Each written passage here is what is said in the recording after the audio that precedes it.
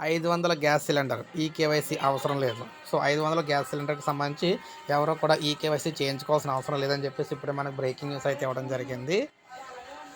ఖైరతాబాద్, జూబ్లీహిల్స్ నియోజకవర్గాల పరిధిలో బంజారాహిల్స్, జూబ్లీహిల్స్, వెంకటేశ్వర కాలనీ, సోమాజిగూడ, ఖైరతాబాద్, షేక్‌పేట్, రహమత్ నగర్, యూసుఫ్గూడ, ఎర్రగడ్డ, బోరబండ, వెంగళపురం నగర్, శ్రీనగర్ కాలనీ డివిజన్‌లో 9 గ్యాస్ ఏజెన్సీలు ఉండగా దాదాపు 3,40,000 గ్యాస్ వినియోగదారులు అయితే ఉన్నారు. ఇందులో తెల్ల రేషన్ కార్డు ఉన్నవారు 83,000 మందికి పైగా ఉండగా అన్నపూర్ణ అక్కడ అన్న యోజన కార్డు కలిగిన వారు 3,000 చిల్లర అయితే ఉన్నారు. ప్రభుత్వం 500 గ్యాస్ సిలిండర్పై ఇంతవరకు ఎలాంటి మార్గదర్శకాలు జారీ చేయకున్నా కూడా తెల్ల రంగు రేషన్ కార్డుదారులు వర్తిస్తుందని సోషల్ మీడియా, వాట్సాప్ గ్రూపుల్లో వార్తలు వైరల్ అవుతూ ఉండటంతో అందరూ కూడా ఈ వైట్ రేషన్ కార్డు ఉన్న వాళ్ళందరూ కూడా 500కి గ్యాస్ సిలిండర్ అయితే వస్తుంది. దీని అంతర్గత ఈకేవైసీ చేయించుకోవాలని చెప్పేసి పరుగులు అయితే తీస్తూ ఉన్నారన్నమాట గ్యాస్ ఏజెన్సీల దగ్గర.